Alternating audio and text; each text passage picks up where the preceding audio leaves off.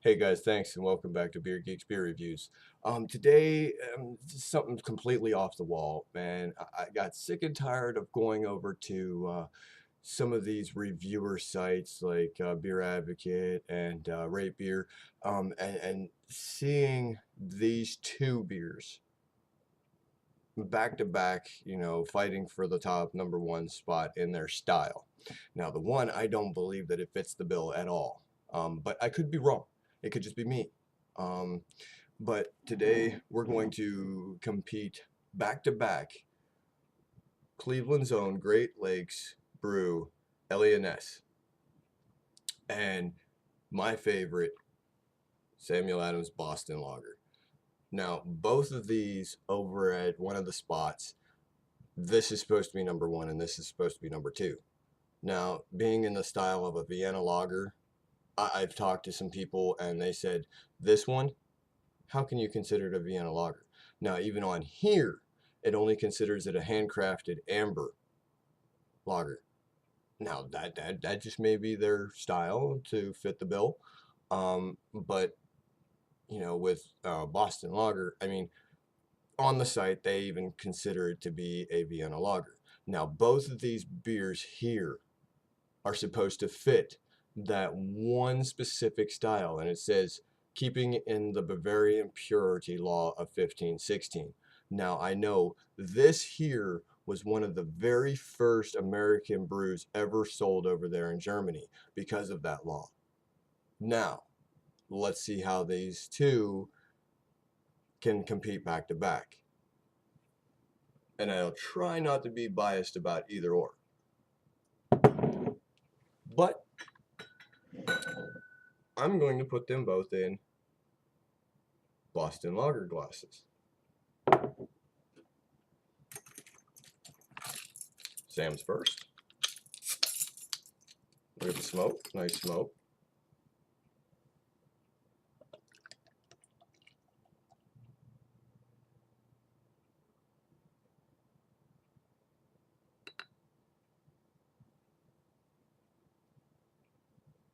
We're going to top it off right there. I'm just going to leave it there. Nice little coloring. Look at that carbonation. Very nice and clear. You can tell that it's a very good filtered beer. There you go. Look at that. Very, very nice. See if we can't get the rest of this in here.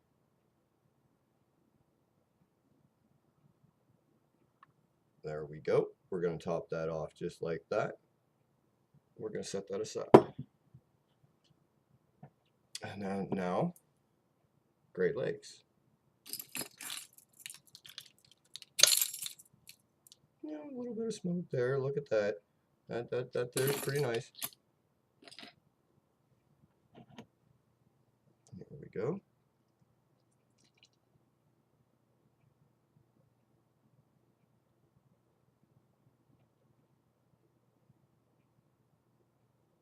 Head's not that great. Still some head there. As you can see, it's darker. Okay, so that's already a difference between these two beers. And that nice little carbonation inside, still just like the Boston Lager. So they both got a fairly decent amount of carbonation inside these. Now, as I put these both up to the screen, look at this. Boston Lager, Eliot Ness. I'll even switch them around here. Look at that. Look at that. So, let's see. Nice fluffy white head. I'll still call it a rocky head because of that pour. It's still got a nice little eggshell whiteness to it. Don't know if you can, really focus in. There you go. Focusing on that. Nice little off-white head. It's got, very nice carbonation to it. I love how crisp and how clean it looks. I love this beer. This is my session beer, and I wish it could be a little cheaper, but with them only in bottles right now, and I don't understand why they can't lower it $1 or $2 or maybe even $3, but whatever, I still buy it. Now, the head's almost totally dissipated on the Eliot Ness. It's still very carbonated. It's got a darker appearance to it. Let's go ahead and get into the smells. Respectively, I will do the Eliot Ness first.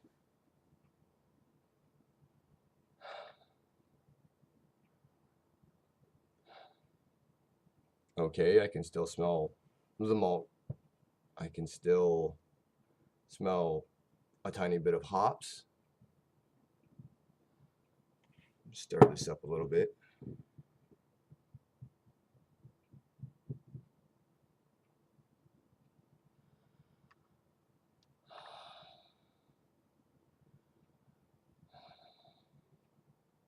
And a little bit of a sweetness to it. Could be from whatever hop style that they use, but or a little bit of. I almost think that they're using like a darker caramel malt for this, maybe even roasted. I don't really get the total roastiness from this, but something's just a little different now for the Boston Lager. Oh yeah, big, airy. It's aromatic, very aromatic with the hops. Um,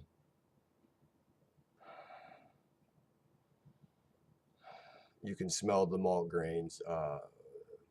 It almost seems like they use a lighter malt than the Eliot Ness.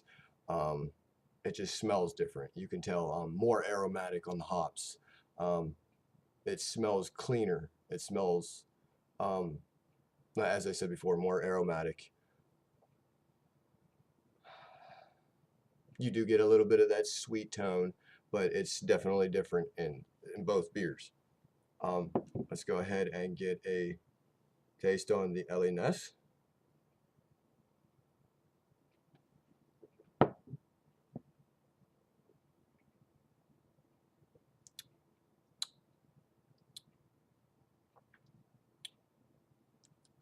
There's more of a wet cardboard taste to this one. Um, uh, that's what I'm getting up front. I mean, you can definitely get that they've used a little bit more of a caramel malt. Um, you can definitely taste a little bit of earthiness there from the hops. Excuse me. Um, there's definitely something different, which is not a bad thing. I won't say it's a bad thing. Um, it's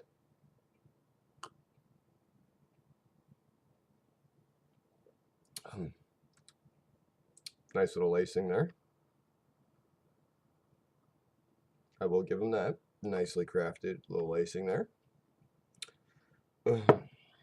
I do want to say that straight up front, there's that. Um, I want to probably say that it's coming from the malt and the hops, maybe even their yeast, but that plays off into that wet cardboard taste. Um, hmm, very strange. Um, Next, we'll dive into the Boston Lager.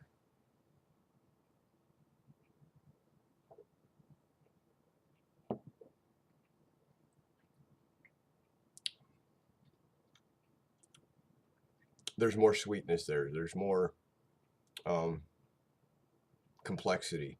It's just, to me, I'm getting more sweetness. I'm getting more of the hop aromas and hop tastes.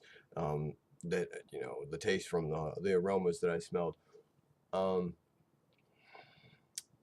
this one just seems cleaner than the Eliot Ness from Great Lakes.